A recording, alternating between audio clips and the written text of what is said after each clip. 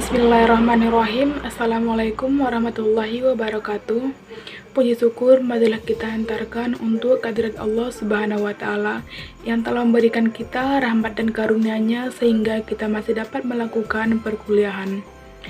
Dan salawat dan salam buat Nabi besar kita Muhammad SAW dengan lantaran doa Allahumma sholli ala Muhammad wa ala ali Muhammad. Adapun yang sama-sama kita hormati dosen pengampu mata kuliah dan teman-teman seperjuangan yang kami sayangi. Sebelumnya, perkenalkan kami dari kelompok 12 ingin mempresentasikan makalah kami yang berjudul Poin Penting dalam Undang-Undang Pajak Terbaru. Saya Vivi Priani sebagai moderator dan Cynthia Dinda Ayu pembaca pertama, Ervania Rosa sebagai pembaca kedua, Hafiz Hardi sebagai pembaca ketiga. Sebelum kami membacakan makalah kami, terlebih dahulu kami akan memperlihatkan kasus dari makalah kami.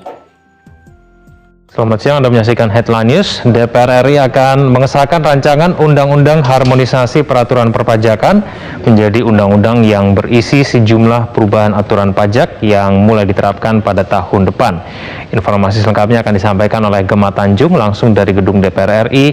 Gema, apa saja perubahan aturan perpajakan yang diatur dalam RUU HPP dan disahkan DPR dalam paripurna pada hari ini? Ya, selamat siang dan juga pemirsa. Hari ini pengesahan RUU HPP disahkan melalui rapat paripurna yang diadakan di Nusantara 2 Gedung DPR pada pukul 11 waktu Indonesia Barat. Tadi rapat paripurna dipimpin oleh Wakil Ketua DPR RI Muhaimin Iskandar dan juga dipimpin untuk pemaparan data serta pembacaan draft kembali oleh pimpinan Komisi 11 Dolfi. Pengesahan ini juga turut dihadiri oleh Menteri Keuangan Sri Mulyani secara virtual untuk membahas ataupun mengesahkan RUU ini menjadi undang-undang yang sah dan akan diterapkan pada tahun 2022. Adapun sejumlah aturan perpajakan yang akan diubah pada undang-undang ini, kami sudah menyimpulkan beberapa. Yang pertama adalah pajak pertambahan nilai atau PPN yang akan dinaikkan menjadi 11% pada bulan April tahun 2022. Yang semula adalah PPN ini 10% dan juga nantinya akan dinaikkan kembali pada tahun 2025 untuk menjadi 12%. Menkyu juga mengatakan bahwa akan ada sejumlah pembebasan pajak untuk PPN untuk sejumlah barang dan jasa, salah satunya adalah untuk sembako. Ini akan bisa diturunkan ataupun bahkan dihilangkan untuk pemungutan pajak. Kemudian juga untuk pendidikan, ini adalah pendidikan komersil ataupun pendidikan yang tidak mengikuti undang-undang pendidikan nasional akan dikenakan pajak, serta jaminan ataupun jasa kesehatan yang tidak ditanggung oleh jaminan kesehatan nasional. Untuk PPN ini, Sri Mulyani mengatakan bahwa untuk pemungutan pajak PPN di Indonesia masih sangat rendah, yaitu 63,58%, sehingga PPN ini masih akan dinaikkan hingga tahun 2025 dikarenakan untuk rata-rata dunia sendiri PPN adalah 15,4%. Kemudian aturan kedua adalah aturan untuk pemungutan pajak orang pribadi ataupun kekayaan pribadi untuk perseorangan. Untuk tahun depan ini akan ada 5 bracket ditambah dari yang sebelumnya 4 bracket. Yang pertama adalah golongan pertama. Untuk bracket pertama adalah untuk orang dengan pendapatan 60 juta akan dikenakan pajak pribadi sebesar 5%. Kemudian juga untuk bracket kedua adalah pendapatan perorangan dari 60 hingga 250 juta akan dipungut pajak sebesar 15%. Di bracket ketiga ini 2,5 sampai 500 juta pendapatan akan dikenakan pajak sebesar 25%. Kemudian di bracket keempat ada pendapatan 500 hingga 5 miliar rupiah akan dikenakan pajak sebesar 30%. Dan kemudian untuk pendapatan 5 miliar per bulan untuk perseorangan akan dikenakan pajak senilai 35%. Angka ini menjadi angka tertinggi untuk pemungutan pendapatan pribadi di Indonesia dikarenakan memang akan dimaksimalkan untuk pemungutan pajak bagi perseorangan yang memiliki pendapatan yang cukup tinggi. Kemudian juga aturan selanjutnya adalah untuk tax amnesty yang akan diadakan kembali pada tanggal 1 Januari hingga 30 Juni 2022, di mana ada beberapa pemungutan pajak yang sudah kami breakdown dari 2. Yang pertama adalah untuk pemungutan pajak sebesar 6% jika ada pihak yang memiliki harta bersih di dalam NKRI tetapi memiliki investasi ataupun usaha di bidang sektor sumber daya alam ataupun sektor energi. Kemudian pemungutan 8% bagi perseorangan ataupun pihak lembaga yang memiliki harta bersih di NKRI tetapi tidak memiliki investasi ataupun usaha dalam sektor olah sumber daya alam dan juga energi di dalam Indonesia sendiri. Kemudian selanjutnya adalah penghapusan AMT, di mana ini adalah pemungutan pajak bagi perusahaan yang merugi sebesar 1%. Penghapusan AMT ini bertujuan untuk menghindari celah bagi perusahaan yang tidak membayar pajak dikarenakan mengaku kepada negara telah merugi sebesar 1%. Kemudian juga ada pajak PPh badannya akan tetap sebesar 22% dan juga kemudian adalah pajak karbon yang akan dikenakan sebesar Rp30 per kilo karbon dioksida per ekuivalen. Dan tadi sudah kami saksikan pengesahan untuk RUU HPP disahkan pada pukul 12:10 waktu Indonesia Barat, sehingga untuk UU ini akan mulai diaplikasikan di Indonesia pada tahun 2022 mendatang. Demikian, Egan. Baik, terima kasih atas informasinya Gemma Tanjung langsung dari Gedung DPR RI Jakarta. Materi pertama akan dibacakan oleh Cynthia Dinda Ayu. Pengertian dan fungsi pajak. Pajak adalah kontribusi wajib kepada negara yang terutang oleh orang pribadi atau badan yang bersifat memaksa berdasarkan undang-undang dengan tidak mendapatkan imbalan secara langsung dan digunakan untuk keperluan negara bagi sebesar-besarnya. Kemakmuran rakyat. Fungsi pajak. Fungsi pajak secara umum ada 4, yaitu 1. Fungsi anggaran sebagai sumber dana bagi pemerintah untuk membiayai pengeluarannya.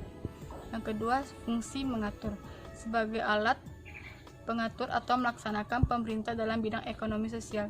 Yang ketiga, stabilitas pajak sebagai penerimaan negara dapat digunakan untuk menjalankan kebijakan-kebijakan pemerintah.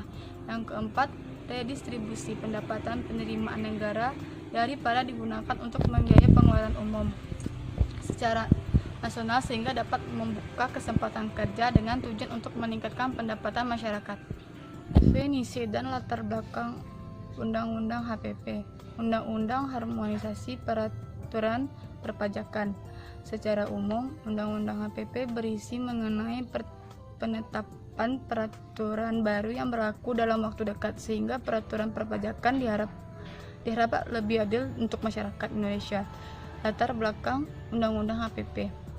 Yang pertama, sektor struktural. Undang HPP bertujuan meningkatkan kemudahan berusaha dalam iklim investasi, memperluas lapangan pekerjaan sehingga percepatan pertumbuhan ekonomi.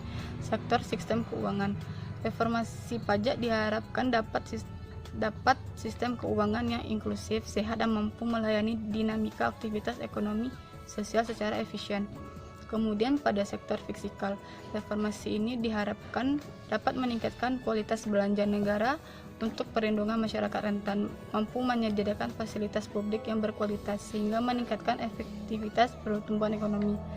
Yang terakhir, dalam sektor tata kelola negara, reformasi pajak diharapkan dapat menciptakan sistem demokrasi yang matang. Poin-poin Undang-Undang Harmonisasi Peraturan Perpajakan. Bab 2, Ketentuan Umum dan Tata Cara Perpajakan. Bab 3, Undang-Undang Pajak Penghasilan atau PPh. Bab 4, Pajak Pertambahan Nilai atau PPN. Bab 5, Program Pengungkapan Sukarela. Bab 6, Pajak Karbon. Ketentuan Umum dan Tata Cara Perpajakan. Tujuan memberikan NIK menjadi NPWP bagi wajib pajak orang pribadi dan apakah pemberlakuan tersebut mengakibatkan setiap WPOP harus membayar pajak. Tujuannya adalah integrasi basis data kependudukan dengan sistem administrasi perpajakan agar mempermudah WP orang pribadi melaksanakan pemudahan hak dan kewajiban perpajakan demi kesederhanaan administrasi dan kepentingan nasional. Penggunaan NIK sebagai NPWP tidak serta-merta menyebabkan setiap orang pribadi membayar pajak. Pembayaran pajak dilakukan apabila yang pertama penghasilan setahun di atas batasan PTKP. Yang kedua, peredaran bruto di atas 50 juta setahun bagi perusahaan yang membayar PPh final 0,5%. Yang kedua, wajib pajak dapat melakukan pengungkapan ketidakbenaran pengisian SPT. WP diberikan kesempatan untuk mengungkapkan ketidakbenaran pengisian SPT dalam pasal 8 ayat 4. Kemudian sudah dilakukan pemeriksaan selama DJP belum menyampaikan surat pemberitahuan hasil pemeriksaan. Tujuan dilakukan pengaturan sanksi administratif pada RUU HPP. Pengurangan sanksi administratif pemeriksaan sebagai yang dimaksud dalam pasal 13 RUU HPP merupakan wujud sinkronisasi aturan terbaru ini dengan Undang-Undang Hak Cipta Kerja. Sanksi administratif yang diubah dalam RUU HPP untuk keadilan dan kepastian hukum. Dilakukan penurunan sanksi pada saat pemeriksaan dan sanksi dalam upaya hukum. Hal ini bertujuan sejalan dengan semangat pengaturan dalam Undang-Undang Hak Cipta Kerja. Pengenaan STP atas keterlambatan pembayaran angsuran atau penundaan pembayaran pajak. DJP dapat mengenakan surat tagihan pajak atas keterlambatan pembayaran angsuran atau penundaan pembayaran pajak terdapat dalam pasal 14 ayat 1 huruf I. Tujuan disdipkannya pasal 20A dalam RUU HPP terkait penagihan pajak global. Pasal ini bertujuan untuk mencegah penghindaran pajak yang dilakukan WP, di mana salah satunya adalah dengan menghindari pembayaran utang. Untuk mencegah penghindaran tersebut adalah salah satu dilakukan melalui kerjasama internasional di bidang bantuan penagihan pajak. Namun dikarenakan belum dapat ketentuan dalam Undang-Undang Domestik sehingga ketentuan bantuan penagihan dalam P3B tersebut menjadi tidak efektif. Agar ketentuan dalam P3B tersebut menjadi efektif diperlukan suatu pengaturan pasal bantuan penagihan pajak dalam Undang-Undang Domestik yang bertujuan sebagai yang pertama dasar hukum untuk melaksanakan bantuan penagihan pajak dengan otoritas pajak negara mitra atau yurisdiksi mitra sesuai prinsip resiprokal.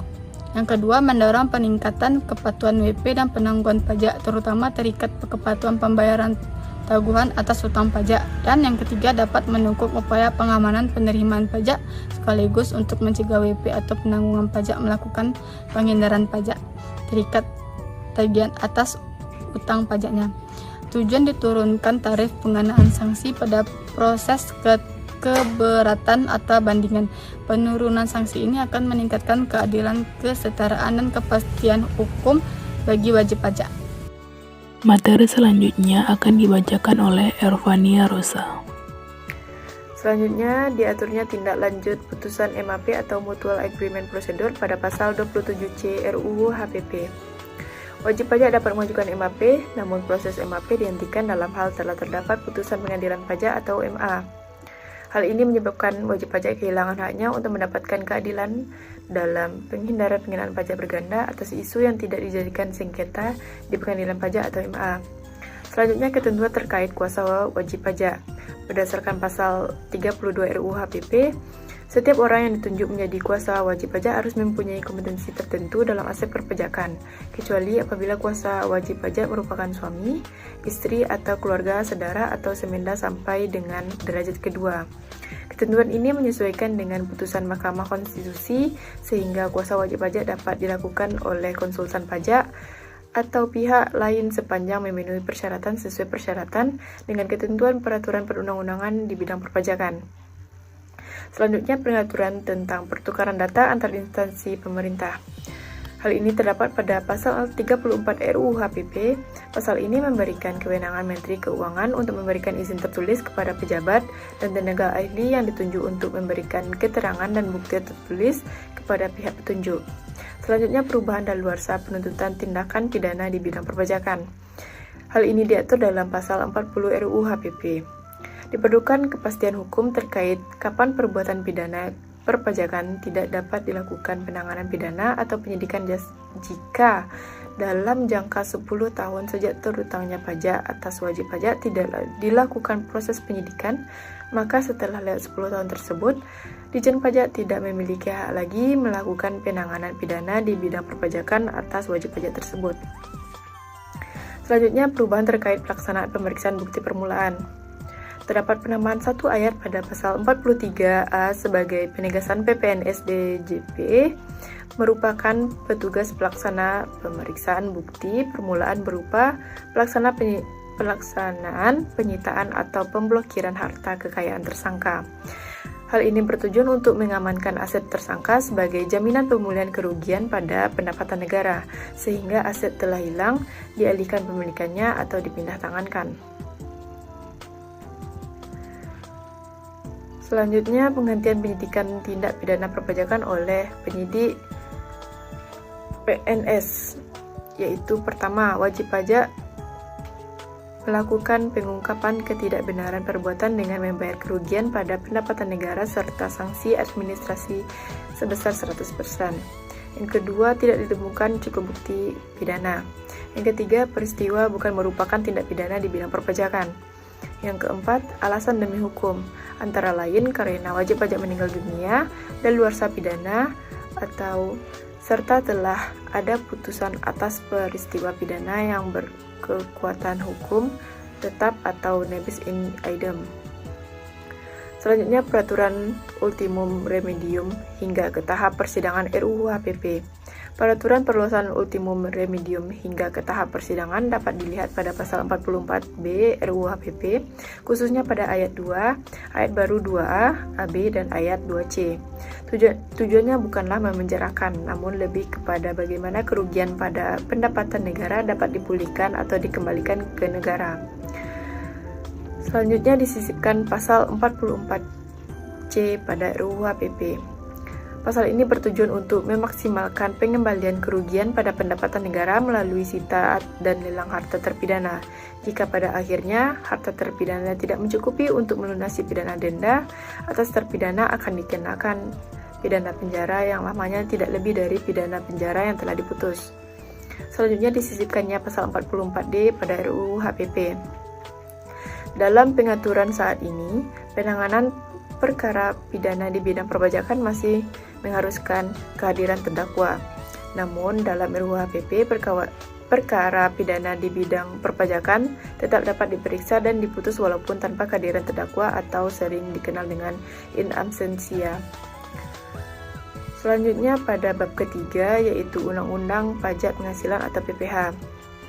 Dalam peraturan pada bab 3 ini terdapat pengaturan kembali fringe benefit, di mana dalam pasal ini memberikan dalam bentuk natura dapat dibiayakan oleh pemberi kerja atau merupakan penghasilan bagi pegawai. Terdapat pada pasal 4, pasal 6, dan pasal 9 RUU HPP.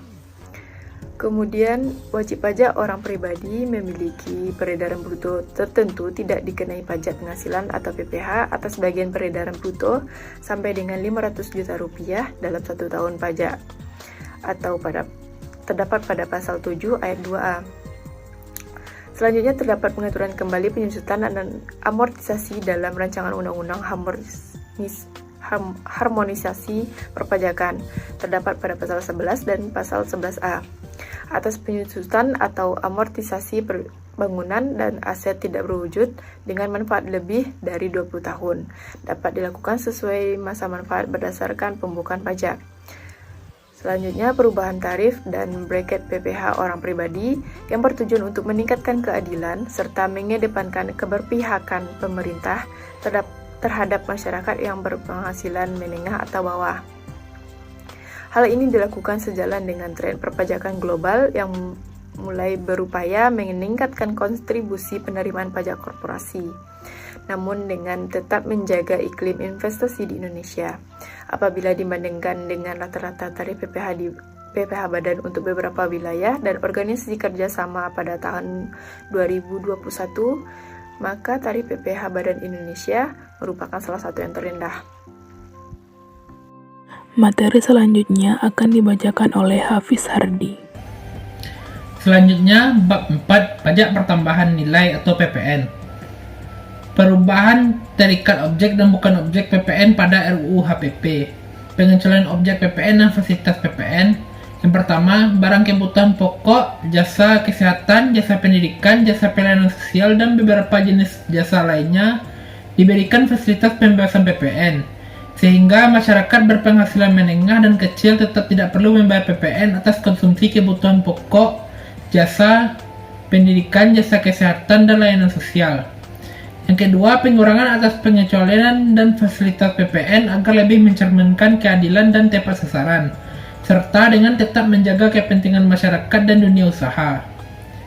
Yang ketiga, pengaturan ini dimaksud bahwa perluasan basis PPN dilakukan dengan tetap mempertimbangkan azas keadilan, azas kemanfaatan, khususnya dalam memajukan kesejahteraan umum dan azas kepentingan nasional, sehingga optimalisasi negara diselenggarakan dengan tetap mewujudkan sistem perpajakan yang berkeadilan dan berkepastian hukum. Tujuan dinaikannya tarif PPN dan RUU HPP. Tujuannya adalah untuk meningkatkan penerimaan serta keadilan dalam proses pemungutan PPN. Namun pemerintah juga tetap mempertimbangkan kondisi masyarakat dan kegiatan usaha yang masih dalam masa pemulihan pasca pandemi COVID-19, sehingga kenaikannya diatur dalam 2 tahap dan tidak dalam waktu dekat. Terdapat kenaikan tarif PPN dari 10% menjadi 11% yang mulai berlaku pada tanggal 1 April 2022 dan menjadi 12% yang mulai berlaku paling lambat tanggal 1 Januari 2025. Pengenaan PPN final pada RUU HPP. Pasal ini juga menunjukkan keberpihakan pemerintah dan memberikan kemudahan kepada pengusaha kena pajak atau PKP yang peredaran usahanya dalam 1 tahun buku tidak melebihi jumlah tertentu, melakukan kegiatan usaha tertentu, dan atau melakukan penyerahan BKP tertentu dan atau JKP tertentu. Selanjutnya bab 5, program pengungkapan sukarela. Program ini merupakan pengungkapan yang tidak diwajibkan oleh peraturan berlaku. Program pengungkapan sukarela pajak itu disusun untuk memberikan kesempatan kepada wajib pajak untuk mengungkapkan harta yang belum atau kurang diungkapkan. Pemberian kesempatan kepada wajib pajak untuk melaporkan atau mengungkapkan kewajiban perpajakan yang belum dipenuhi secara sukarela melalui: yang pertama, pembayaran pajak penghasilan berdasarkan pengungkapan harta yang belum atau tidak sepenuhnya dilaporkan oleh peserta program pengampunan pajak. Yang kedua, pembayaran pajak penghasilan berdasarkan pengungkapan harta yang belum dilaporkan dalam SPT tahunan pajak penghasilan orang pribadi pada tahun pajak 2020. Dalam periode pelaksanaan program pengungkapan sukarela, pemerintah berencana menggelar pengampunan pajak bertajuk Program Pengungkapan Sukarela Wajib Pajak pada tanggal 1 Januari 2022 sampai 30 Juni 2022. Tarif yang ditawarkan yakni berkisar 6% sampai 18%. Agenda tersebut tertuang dalam rancangan undang-undang tentang harmonisasi peraturan perpajakan, yakni sebelumnya dalam RUU tentang perubahan kelima atas Undang-Undang nomor 6 tahun 1983 tentang ketentuan umum dan tata cara perpajakan atau KUP. Program ini bertujuan untuk meningkatkan kepatuhan sukarela wajib pajak dan diselenggarakan berdasarkan azas kesederhanaan, kepastian hukum, serta kemanfaatan. Program ini memberikan kesempatan kepada wajib pajak untuk melaporkan atau mengungkapkan kewajiban perpajakan yang belum dipenuhi secara sukarela. Terakhir, saya akan membacakan materi selanjutnya. Pajak karbon. Pajak karbon yaitu pengenaan pajak atas emisi karbon yang memberikan dampak negatif bagi lingkungan hidup. Latar belakang pajak karbon terkait dengan hal penting mengenai perubahan iklim merupakan ancaman dan tantangan bagi pertumbuhan ekonomi dan kesejahteraan masyarakat Indonesia. Penerapan pajak karbon merupakan langkah penting dalam pengendalian dampak perubahan iklim. Tarif pajak karbon ditetapkan Rp30 per kilogram karbon dioksida ekuivalen atau satuan yang setara. Adapun kesimpulan dari makalah kami yaitu urgensi reformasi perpajakan di Indonesia adalah basis pajak di rakyat Indonesia harus semakin dijaga dan kuat dan merata, sehingga penerimaan tidak bergantung beberapa sektor tertentu dan sektor lain tidak berkontribusi. Undang-undang HPP ini mampu meningkatkan pertumbuhan dan mendukung percepatan pemulihan perekonomian, optimalisasi penerimaan negara, menciptakan sistem perpajakan yang berkeadilan dan berkepastian hukum, dan meningkatkan kepatuhan sukarela wajib pajak. Pajak karbon dikenakan atas emisi karbon yang memberikan dampak negatif bagi lingkungan hidup. Pengenaan pajak karbon dilakukan dengan memperhatikan peta jalan pajak karbon dan peta jalan pasar karbon. Peta jalan karbon yang dimaksud yakni pemuatan strategi penurunan emisi karbon, sasaran sektor prioritas, keselarasan dengan membangun energi baru dan terbarukan, atau keselarasan antar berbagai kebijakan lainnya. Adapun saran dari makalah kami yaitu, berdasarkan materi yang telah disampaikan di atas, diharapkan pembaca dapat memahami tentang poin penting dalam undang-undang pajak terbaru, dan juga dapat mengetahui materi-materi yang mencakup di dalamnya. Terima kasih kepada teman-teman yang sudah membaca makalah. Kepada teman-teman yang lain, apabila ingin bertanya, kami persilahkan. Terima kasih. Assalamualaikum warahmatullahi wabarakatuh.